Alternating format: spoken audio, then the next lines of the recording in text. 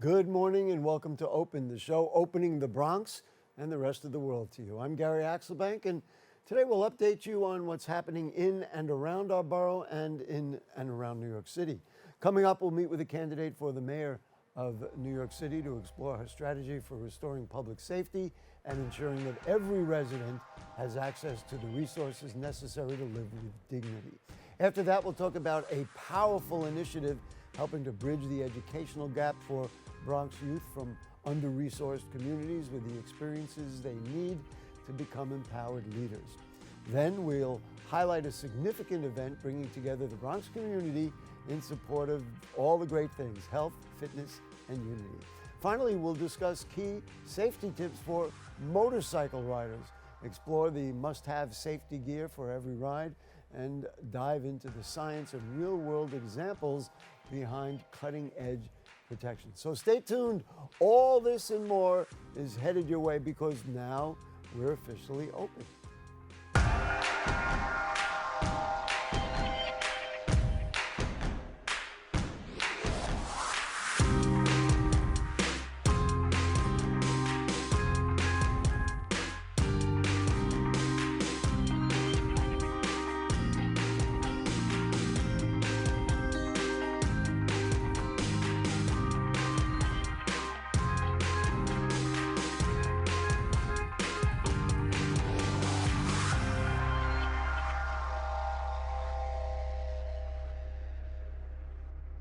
Hey folks, I'm Gary Axelbank, and you're now watching Open, a program that brings the Bronx and New York City straight to you. We also want to welcome our viewers to the Manhattan Neighborhood Network, as Open is being broadcast simultaneously on MNN's channels. You can stay connected to us on all social media platforms at BronxNet TV. Some things have been going on throughout the past week, and we'll take you right through them with some Bronx updates.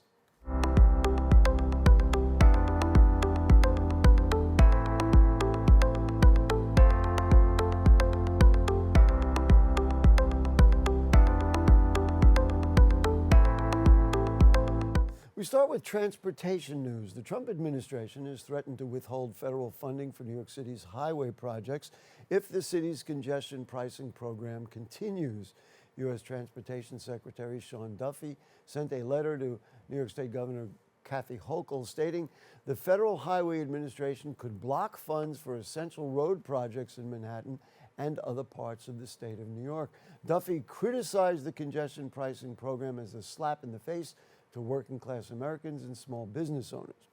In response, MTA Chair Jano Lieber defended the program, highlighting its benefits such as reduced traffic and improved air quality. The MTA is currently evaluating its legal options. Congestion pricing is expected to continue through at least late October, pending ongoing legal proceedings. In other news, the U.S. Department of Education will restart collections on defaulted student loans next month. Beginning May 5th, the Treasury Department will start withholding payments, including tax refunds and federal salaries from individuals with overdue loans. Involuntary wage garnishments will follow after a 30-day notice. Currently, about 5.3 million borrowers are in default. Borrowers in default for over 9 months face collection actions and damage to their credit scores. Approximately 4 million borrowers are between 91 to 180 days behind on payments. This move ends a suspension that began during the COVID-19 pandemic. Since March 2020, no federal loans have been referred for collection. So that's for our updates this morning. We'll take a quick break, and we'll have more Open when we come back.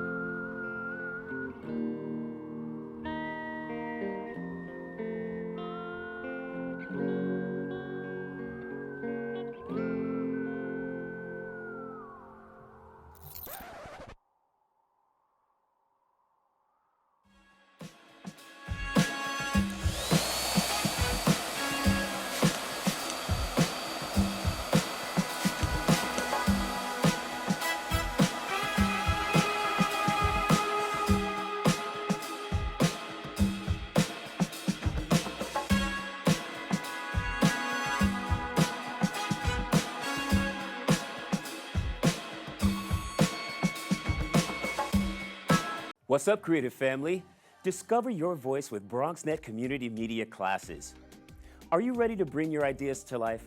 At BronxNet, we offer television production classes for community members ages 18 and over, empowering you to share your vision with the world. Get certified in field production, in-studio production, and our new exciting addition, podcast production. Once certified, you can create your own show to air on one of our 6 TV channels. It all starts with our free Unleash Your Ideas Masterclass, designed to help you plan your show idea and set you up for success on your production journey. This class is offered at the beginning of each month for your convenience.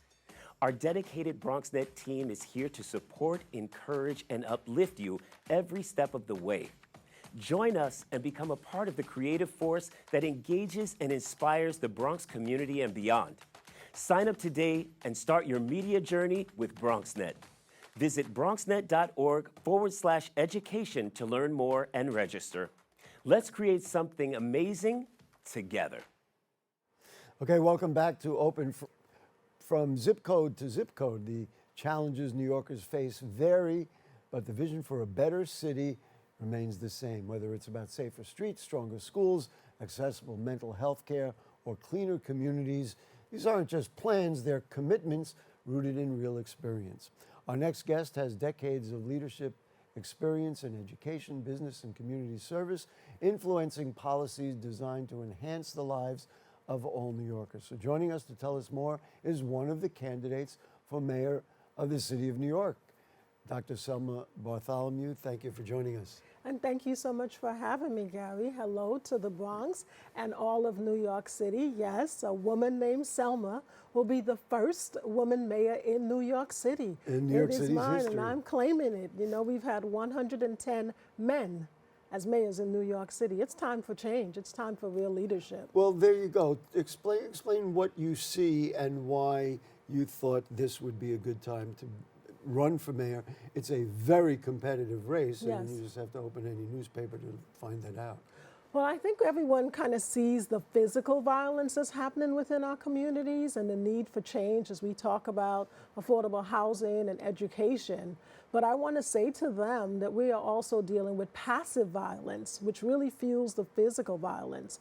So the nature of the culture in New York City needs to change. So for example, our streets are filthy. And so I've made a commitment in the first 100 days to clean up New York City streets and to give our parents and our children clean streets as they walk to school, as they come home. And these are the things that really fuel the anger and the frustrations that New Yorkers are feeling. Explain how, just using that as an example, we'll talk about some other things as well, but we've got a huge sanitation department. Yes. We want to congratulate all our Absolutely. men and women that work for the sanitation department who do a great job. What do we need to do to clean the streets? Well, first of all, we could clean the streets tomorrow because we have city council members, we have senators, and they have a budget.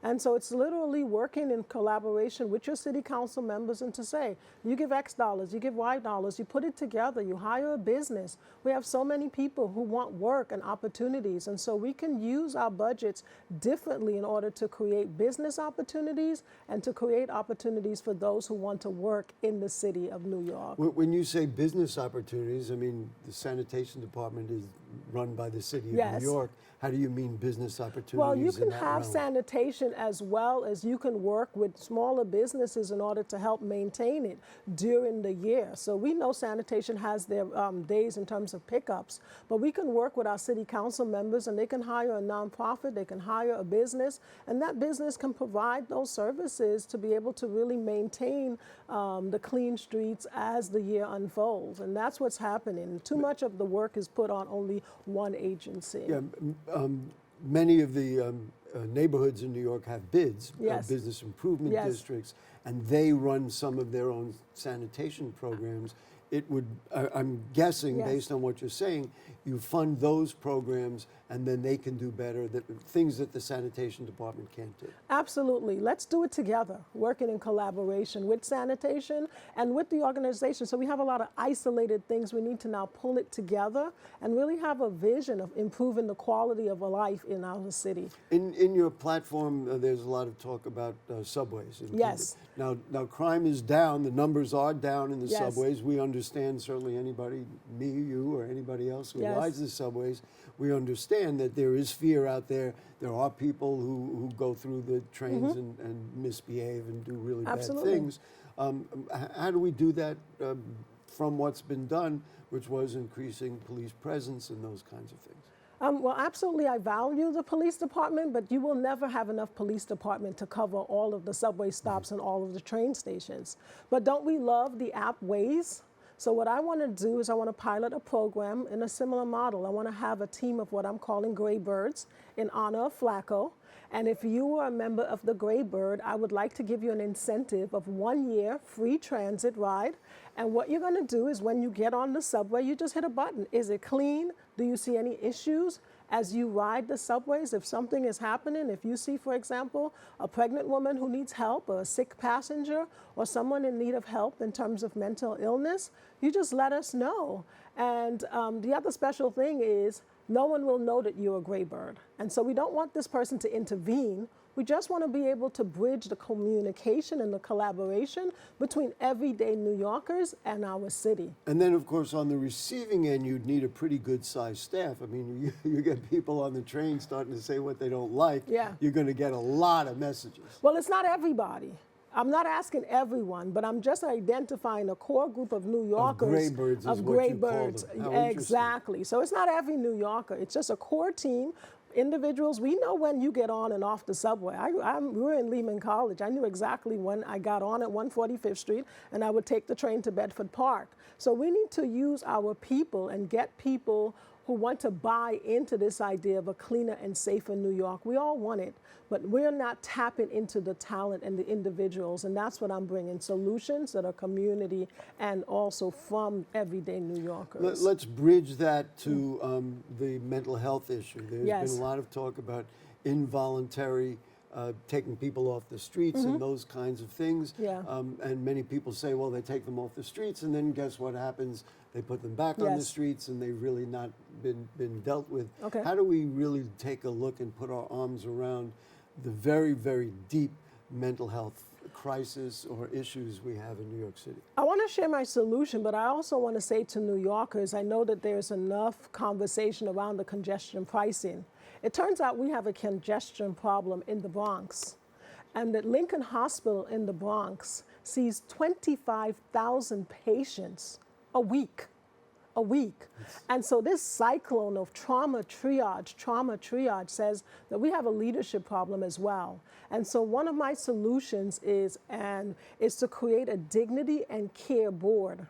And that board will help us now and will sit between the individual and the healthcare professionals, because what we often find is someone may make a recommendation for someone to have X number of treatments or whatever, and they don't show up.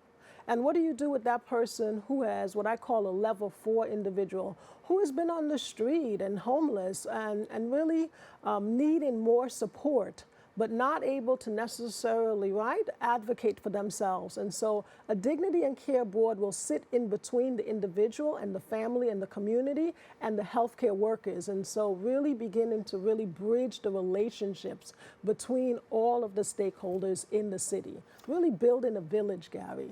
Let's Yeah. talk about building a village. One of the things we need is quality education. Yes. To do that, what do you find that's not effective in our schools, and what do we need to improve education in the city of New York?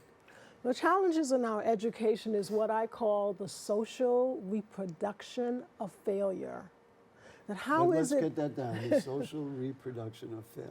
Okay. So how is it that generation after generation we have a school system that is really taking away the confidence of our students, having such low expectations, and that they keep reproducing individuals who only quote unquote want working class jobs. And not that working class jobs is a bad thing, but in our city, the graduation rates of our community college is for 4 years, 6 years, is only at about 30%.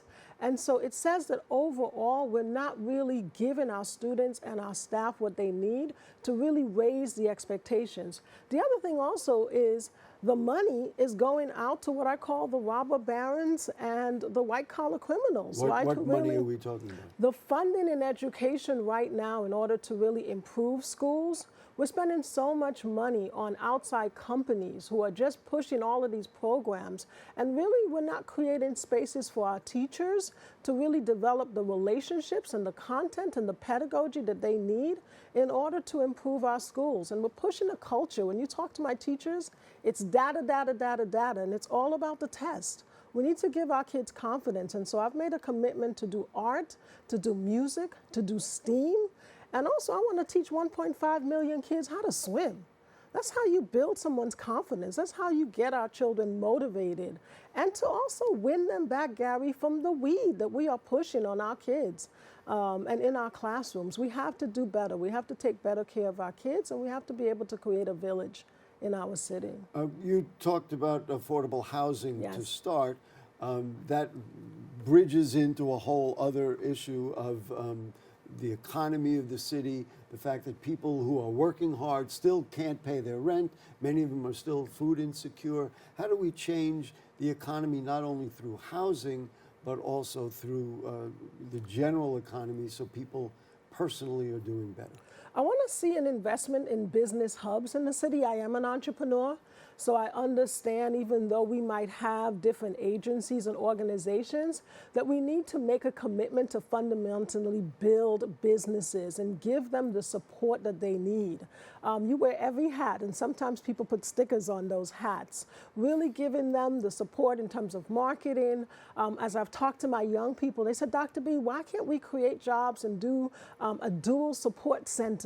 A space where maybe they're serving as helping them with the calls, helping them with the marketing, helping them with the technology, as well as a space where people can come to and get support as well. Certainly nobody could challenge your enthusiasm for Yes. doing this. This is a challenging competition. As we know, Yes. there are numerous other candidates. Got about 30 seconds. Give us the pitch for people who say, well, who is Dr. Selma Bartholomew and why should I vote for her? I am Dr. Selma Bartholomew, and I stepped into this mayor's race because I am deeply concerned about New Yorkers and their children. And I bring 30 plus years of leadership experience. And I'm a mom. I'm not the politician, but I am passionate about this work, but I'm also talented. I'm Dr. Selma B. Let me help you, New York. Let me help you really change the culture of New York City. Dr. Selma B., thank you so Thank you much so for joining much. us. Good luck through the campaign, Thank you. which is just getting started Yes. now, and we appreciate your time on Open. Thank you. For more information, you can visit the website at drselmabartholomew.com, so don't go anywhere. We'll be back more Open, of course, right after this.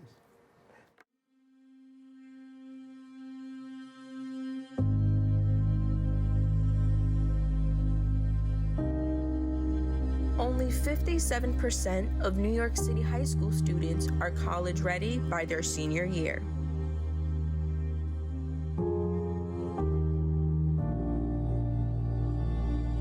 "55% of high school graduates either have no plans to attend college or are uncertain that they will ever attend.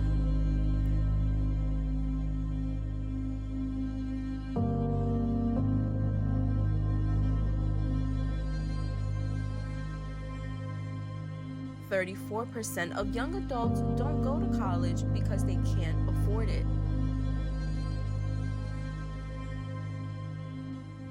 Discover what's possible. BronxNet's education programs, internships, and opportunities help engage and inspire Bronx youth and beyond to pursue their passions. Be a part of the BronxNet family. Whether you're interested in our shows, joining a class, or donating to support our mission, visit BronxNet.org to learn more.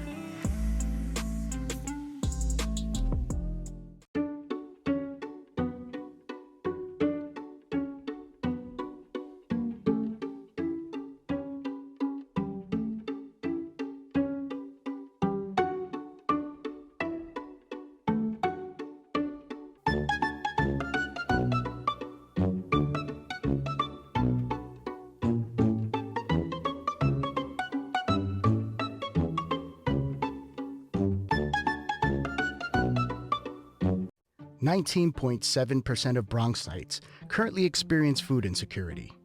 Meanwhile, instead of these nice, colorful foods, this is the best food that they have access to. If this sounds like you, there are a bunch of resources to get healthy food for free or cheap. If you want to help, you might consider donating or volunteering in one of these places. Community fridges like this one are all over the city, and allow New Yorkers to conveniently donate extra food to people who might need it. Go to this link and find your nearest one. Food banks and pop-up events like these provide millions of healthy meals to families in need. These organizations are distributing meals to Bronxites as we speak, and are always accepting donations and volunteers.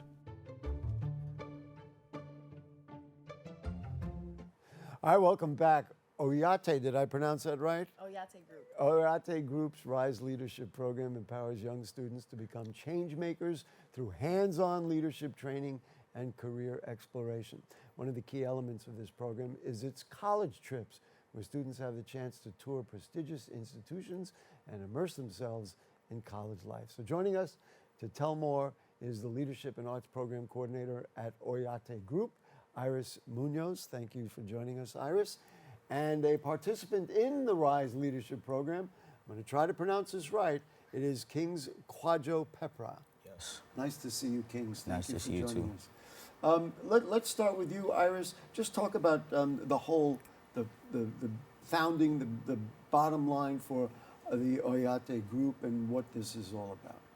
So Oyate Group is a nonprofit based in the South Bronx in Mott Haven, and our mission is just to alleviate poverty within the community. We do that through youth development programs, small business initiatives, and other community initiatives where we're just trying to uplift the community and share resources. About how many students do you reach, and what is the methodology that you use to move things forward?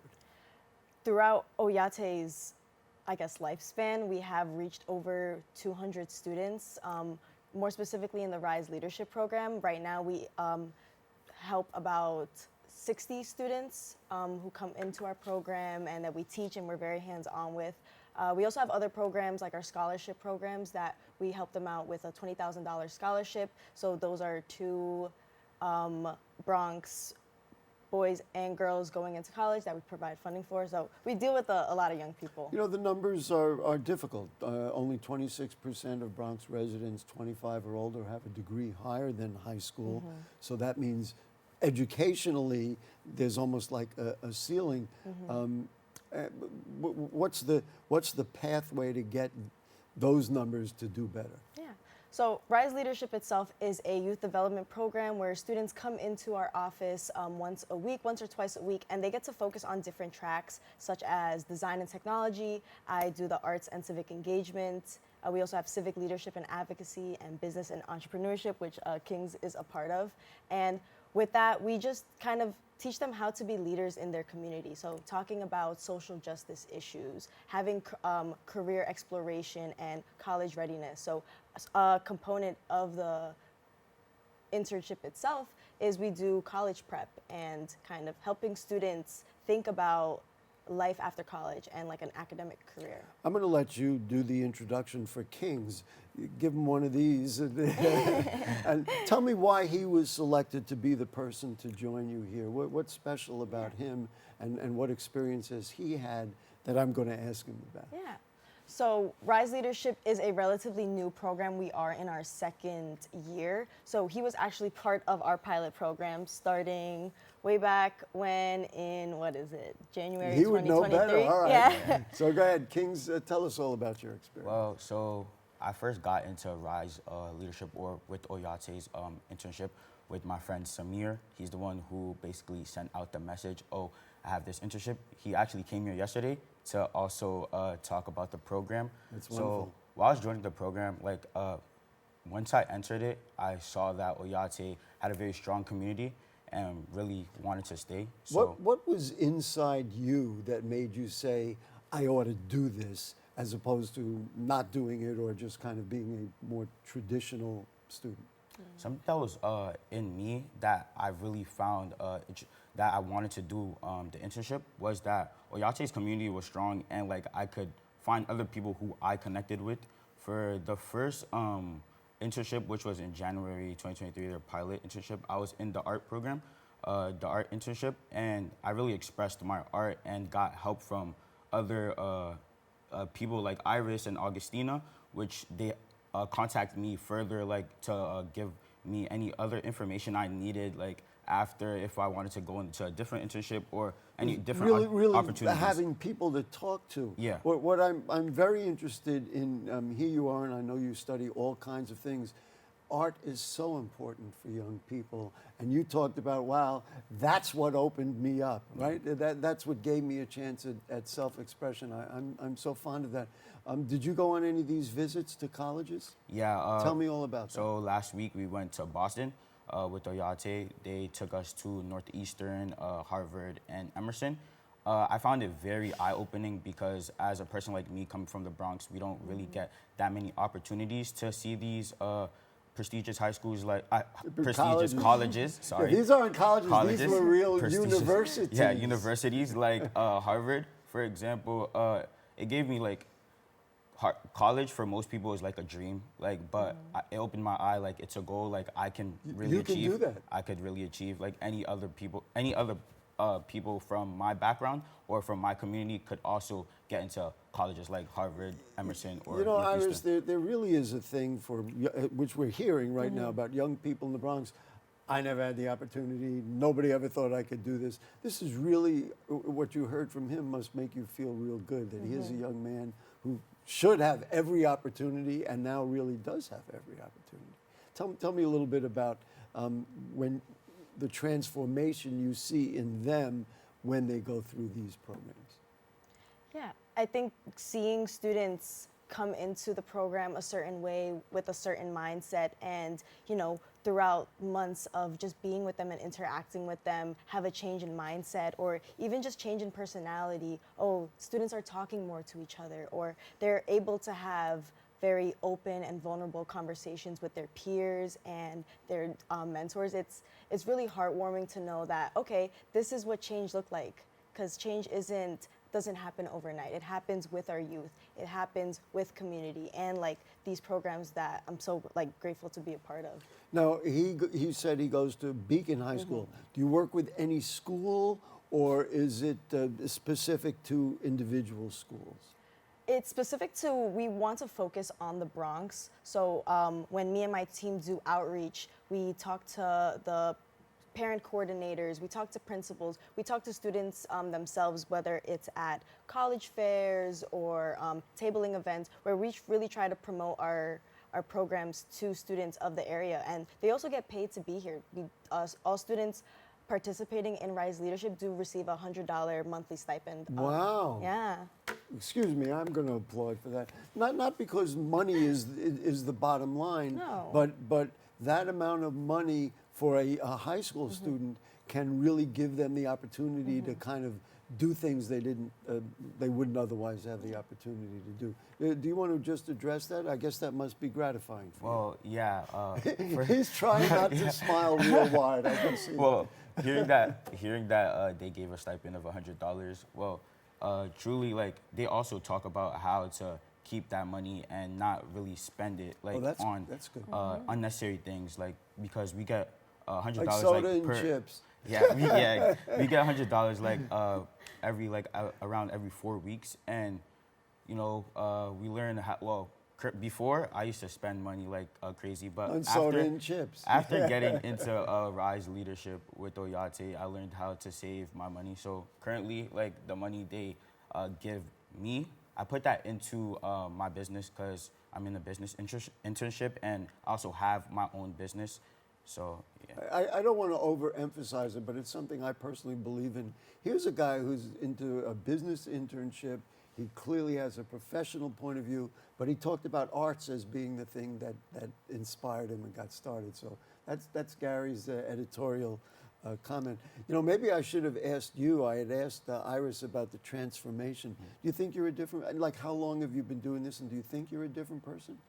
Truly and honestly, I believe I'm a different person altogether. Like, I feel that I'm more open now. Like, I can talk to more people. I can network easier. I can have like conversations with people I don't know. People like me? Well, yeah, people I've never spoken to a day in my life. Like, Rise Leadership helps with that. Every day. Confidence is confidence. a word. Yeah, you know, I've got to ask you this. Do you have, at this point, professional aspirations, or are we still developing these along the way? Well, professionally, I want to be an engineer, or I want to be in the business field. Like, as I already said, I have my own business with two of my other friends called By Any Means. It's a clothing brand. And for the engineering side, like, I'm really into like math and physics and all of that in high school currently. So that's, you know. He's a superstar. Yeah. I get that, and we appreciate it. And so he deserves to be on television. Talk to me about, there's an organization called Global Glimpse. What is Global Glimpse, and what is the role they have with Oyate? So Global Glimpse is our partner organization. So we partner up with them, and students who attend Rise Leadership, if they're in 11th grade, they have the chance to travel internationally to Panama or Costa Rica for 2 weeks, doing work service trips, and just being in a new environment with new people. So it's super exciting. We're actually both going. I'm going to Panama, and you're going to Costa Rica? I'm going to Panama as well. Oh, you're going to Panama too? Oh, yeah. For how long? For it's 2 weeks, yeah. For 2 weeks? And fully paid. Wow, Yeah. what a wonderful experience. You know, we're hearing about all the specifics. Talk to me, if you would, Iris, about kind of the global effect of this. How do you see this? I mean, obviously, if we could do this with every student in New York City, I mean, that would be a pretty big job. But how do you see this to have, you know, global effect ultimately? Well, yeah, I mean, you know, students coming from the Bronx and people living in the Bronx could see that there's a lack of resources, or just lack of, how do I say, like, just understanding full potential. So I feel like these trips are super important just to get a different experience in life, or even to be humbled as well. Like, just hearing you both talk, you each use the word open, which of course is the name of this, this TV show. In the long run, we're hoping that more students participate. Is that what the part of the outreach is? Yeah, I mean, the goal is to reach... I'll give you each 30 seconds to do the outreach for people who are watching us. Well, like we say at Oyate, if we uplift each other, we rise together. So that's our main goal, is just to uplift the community and just, you know, inspire the youth to be leaders and to be more. Kings, you get the final word. Oyate is like a community and a family, so anyone who is looking for internships or any place to come together and meet new people, Oyate is the place for you. Wow, boy, he said it great. Listen, thank you for saving us. You guys are great. Saving the people of the Bronx, individuals, working with our students, that's what we need to do as much of. We really appreciate your time on Open. For more information, you should visit the website at oyategroup.org. This is really important stuff, folks. Don't go anywhere. We'll be back, more Open, right after this. We're going to start the show right now. This is my favorite part. Ready in 5, 4, 3, 2. Hey, this is Angel, and I am one of the instructors for the in-studio production. Here at BronxNet, we offer classes that can help you elevate, expand, and start your television career. All you have to do is sign up at bronxnet.org/education. For the past 7 years, I have been in various productions, spanning from talk shows, independent films, news reports, art displays, teachings, musical performances, and many more. Ain't that right, Angel? Yeah, you're absolutely right, Angel. There are a lot of creative individuals that we're just waiting to sign up for the class. And if I may, Can I also express thank you, Angel? That's all the time we have left. Visit BronxNet.org/education and become a producer by taking the course. The class I offer is also in English, en español y también bilingüe. Nos vemos en la próxima clase.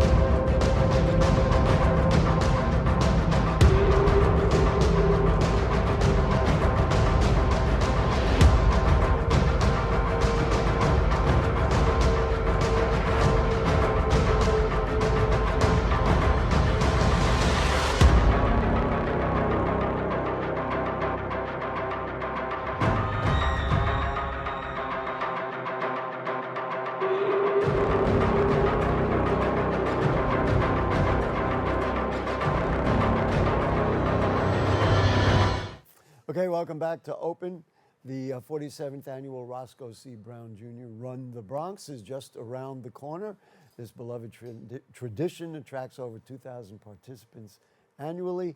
It offers a range of activities, including a 10K run, a 5K run, 2-mile walk, and even a virtual option for those who prefer to join from anywhere. And that didn't exist when they founded this thing back in the 70s.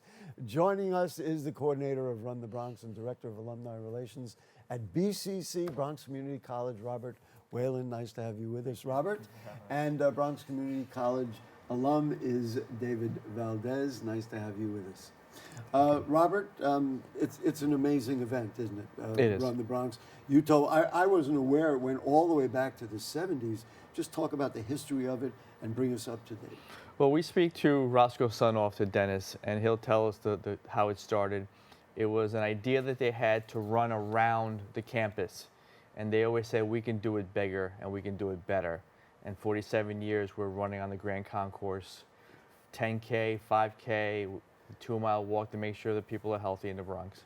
You know, I love the idea of run around the campus. What a way to get started. Of course, that was before people really were conscious of the whole notion of running. Talk about the notion that you can do a 10K run, a 5K run. And this says everybody's invited.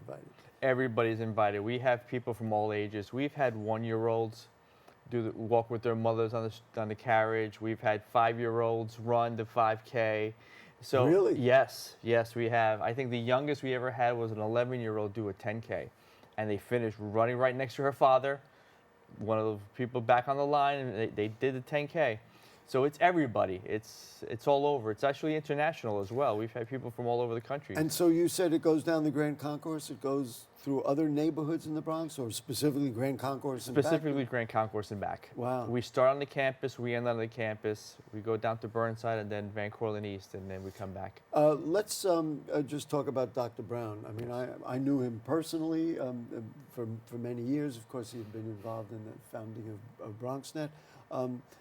Why is it totally appropriate that this is in his name for all time?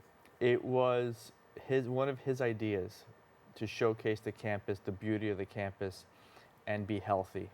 So it's very important for it to be named after him. One of the last public appearances that he made before he passed away in 2016 was to the run.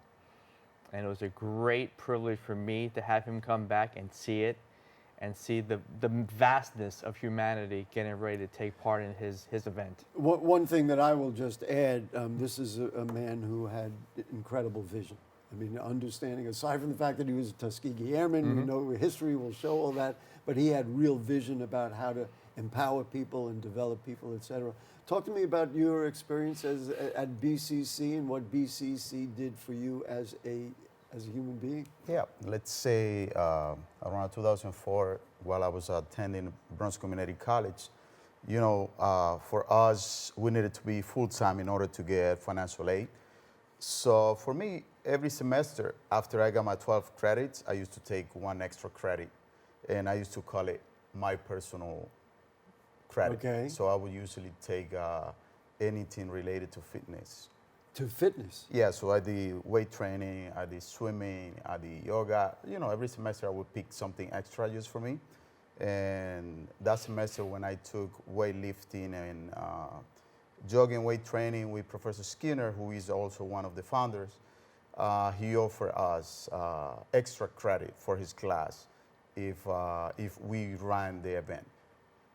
And that's how I started running. So you were inspired by Bronx Community College. Yeah, I mean, absolutely. That's what's, to me, aside from all the specifics of you and that you're now involved in fitness and you're going to do the run and all that, but to me, the real thing, and I told you before, and I was at Bronx Community College earlier this week, it's a very special place, isn't it? It is. That a lot of people don't know how special it is. It is. Just address, sorry, my friends at BCC, you got to know, we support. Express why it's such a special place. It's very special because I think personally I have grown, you know, to be a professional. Now I work at Bronx Community College in the marketing department, but also on my personal life I became a marathoner. I have run 18 marathons all over the world. Wow, good for and, you. Like running has become an essential part of my life. Then what's the sale for people who are watching us right now? That they should, listen, they're all not going to be fitness people like you are, but why should they consider running in general or running specifically at this event? They should just participate for fun, for fitness, for health, you know. I'll put health before all that other stuff. There is a space for everyone, there is a place for every pace. So, you know, you don't need to be a pro, you don't have to do a 10K, you don't have to do a 5K, you can do a 2-mile walk. You know, just in community. I was just going to use that word, that it's really about building community. Let's just talk about, because you talked about young people. Yes. You know, maybe I would relate to people if you talked on the other end about it. There must be seniors and other people who participate. All over. A lot of high school students will participate. A lot of the schools will come back, and we also get the senior centers to come back, and they'll do the 2-mile walk, and lots of students, especially high school students, are coming back to do the run. This notion of community is very important. Now, I was just looking, the breakdowns, there are breakdowns literally for every age group. I'm going to do it real quick. 14 and under, 15 to 19, 20 to 29, 30s, 40s, 50s, 60s, and 70 and up. That really speaks to the notion of community. Yes, it is an extremely big community event. One thing I'd like to add before David finishes, as part of the graphics, arts, and the marketing department, he actually designs the shirts. So these are his logos. They're two different ones. Two different years. These are his years. logos. And when we see the logo that you showed on screen, that was also his logo, his design. So we have to add that to make sure he gets proper credit where it's deserved. Not only does he get the credit, but this is part of what this whole picture is. It's community is really a very important thing. How many people run? About 2,000 people. 2,000? About 2,000 people. That's a lot of people. First of all, it's a lot of people to organize and all that kind of stuff. You give out trophies? I mean, we give out trophies to the 5K male-female winner, 10K male-female winner, and of course the age categories. Each age category. Each gets their own. Again, you know, like again, we see the New York City Marathon, and we see other races and all that. All right, so the first 3 or 5 people get acknowledged. The idea is really to acknowledge as many people as you can. David, just talk about how this fits into the realm of BCC in general in Bronx Community College, that you sponsor this run. It's not just an external activity, it's really part of the veins that run through the college. You know, I think Run the Bronx is really a way for Bronx Community College to put out what we know. You know, the Bronx is in the last place in health, in New York State. Boy, are we tired you of know, we have the lowest rating in health, and I think it's a way for us to invite the community to be active, and you know, and it's almost as if we're giving back, but at the same time, we just want to bring the community in and know that we are there. And be part of it. One of the things which I think distinguishes this from so many other races is that there's also free screenings and there's a health fair involved. Yes. So we talk about the health, we understand the health of running and all that kind of stuff, but there's a health fair, so you can really come here and get kind of your whole body taken care of aside from your running skills. Not just the body, but just all health in particular. I mean, we always constantly think of health and we think of the body itself, but there's also mental health. There's also physical health. There's also financial health, because one leads to the other. Someone who has poor financial health may lead to poor physical health. If you have poor physical health, it'll eventually lead to poor financial and poor mental. So it's all together. So I want to just say healthcare providers, including the American Cancer Society, the Morris Heights Health Center, they all participate in raising awareness about cancer screening, HIV testing, and other health services. This is really, I'm sure, I didn't speak to him lately, but this is what Dr. Brown's dream really is. How different is this from when it started? I don't know which of you can, you might because you've been around a little while. When it started, it used to be just as a 10K. Then with time, because we wanted it to be more inclusive and to bring more people, the 5K was added. And I believe the 2-mile walk was also included just because of that, the mission of bringing the community together.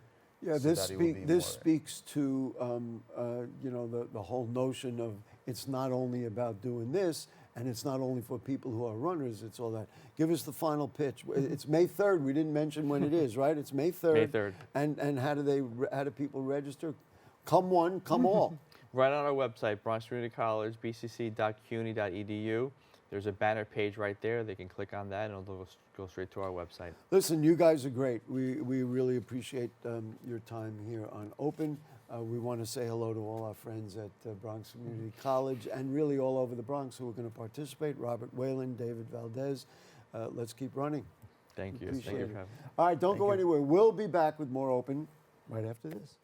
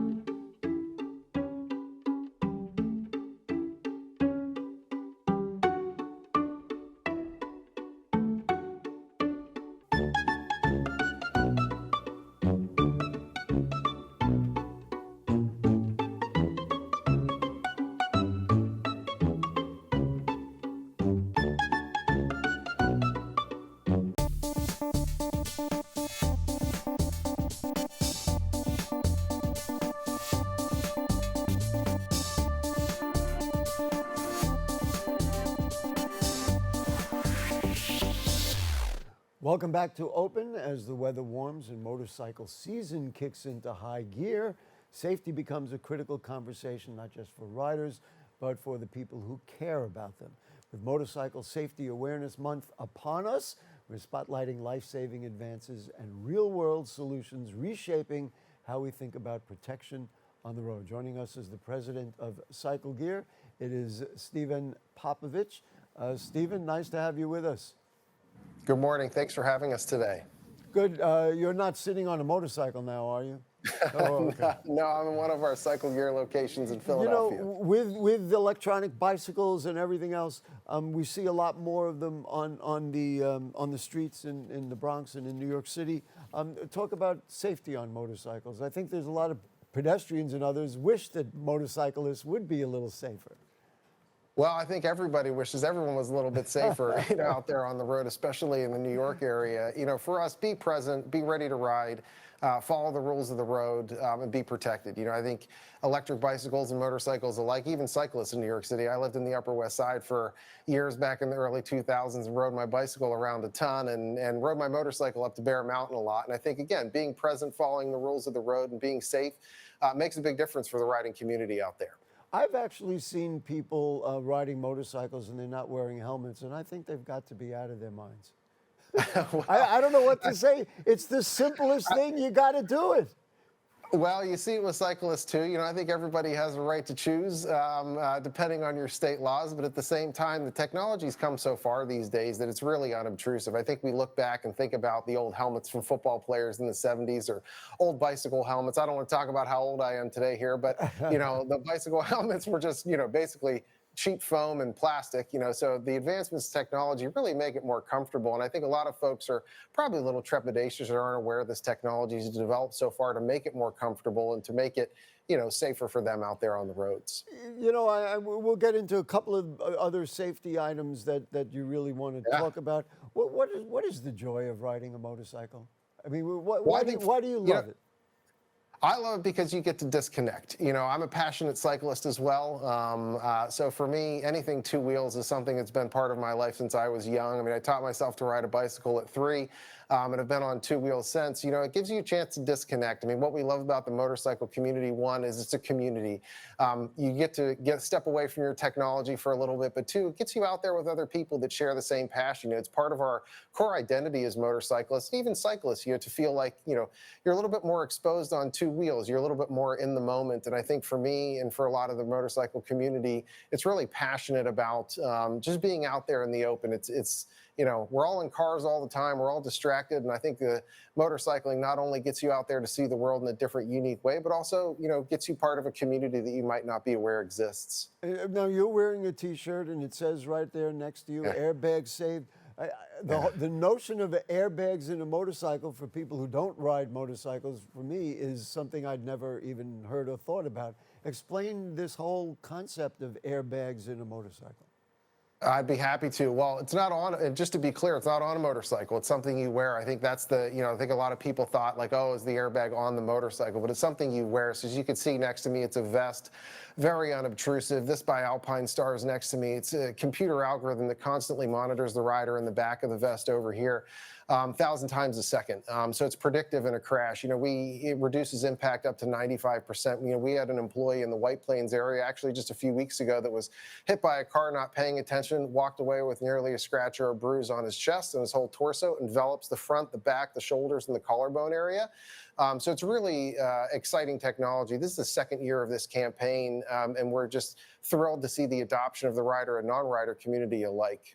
You have now just dropped my jaw because I had never heard about that. It makes total sense. It makes total sense. And so the part of your agenda here today is to spread the word about that for motorcycle riders. How do you get? I mean, you just go to a store, or they have to be online? Yeah, I mean, you can go to cyclegear.com/airbags to learn about them or shop for them. You can go to one of our stores. You know, we have a store in White Plains, which isn't too far from you guys. We'd love to teach you a little bit more about them. I mean, it's again, I think there's a lot of vanity that can come from motorcycling, and people are maybe a little hesitant, but we hope they're as ubiquitous as seatbelts in cars.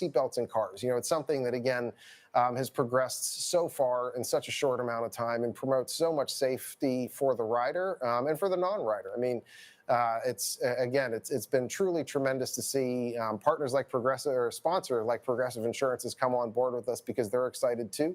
They're a leader in motorcycle insurance in the United States, and again, I don't think a lot of folks are aware. And anything we could do as a national retailer to promote this level of safety and to promote our passion, something that we're really incredibly fortunate to be able to do. I think that what's really important about this dialogue, and now I'm frankly not about to go out and ride a motorcycle or buy a motorcycle, but there may be some people who are, and they think they just can buy one, they'll get a helmet and all that. But something like this, boy, oh boy, I got to tell you, Steve, this makes a ton of sense to me.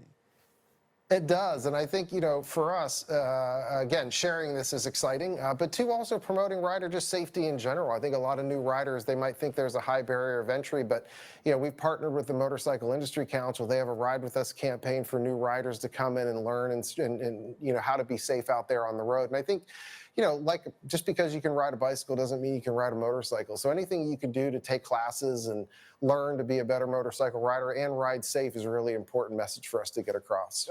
You know, I don't know if you know, but BronxNet is among our facilities is at Lehman College, and there is in our parking lot a whole section cordoned off for motorcycle training. Yeah. And I see it, and I think it's just absolutely vital that rather than somebody just get on there and kind of get into it, you really should take a course like this, or at least participate with others to really learn how to do it safely for yourself and, of course, everybody around you. For sure, 100%. Couldn't agree more. Couldn't agree more. Is there a future, you know, like a look at other safety devices that could be developed over time, or you think this is pretty much all we got for the moment? Well, no, I think it's going to continue to develop rapidly. I mean, we've seen it in helmets, every piece of gear. I mean, the level of technology that we've seen advance in textiles, for instance, to reduce abrasion resistance, and helmet technology, the different materials used in the outer shell, the different type of foams and foam densities internal to keep the helmet, you know, to keep the rider safe, to reduce the impact of concussion. The airbag, I mean, which you see next to me here, I mean, this is the third iteration of it in the matter of years. So every time, you know, every year you see exponential growth, and not only the safety, but the technology about it. So it deploys faster, it, you know, is more intuitive, and really keeps the rider safe. So I think we're just at the beginning. I mean, my hope is that, again, every rider takes advantage from head to toe of what we've seen, and I don't see it stopping anytime soon, which is really exciting for us. This segment has been truly eye-opening for me. I think it's great, and I think you know, for the people who ride, this is a tremendous amount of information. Thank you so much, Stevan Popovich, for joining us. He's the president at Cycle Gear. And thank you for opening my eyes and hopefully opening the eyes of riders throughout the Bronx and throughout the nation. Thank you so much for your time. We really appreciate you having us. Thank you. Great. Folks, for more information, you can visit the website at cyclegear.com/airbags. And so, as I wrap up my papers here, we've come to the end of the show. We'd like to thank all our guests for joining us and the viewers for tuning in. If you missed any part of today's show, you can catch the Recablecast on Optimum Channel 67, Verizon Fios 2133, or watch anytime on the web at BronxNet.org. Next week, you'll see my buddy Darren Heine here. That wraps up this episode. For us, I'm Gary Axelbank. Make sure you keep this channel wide open.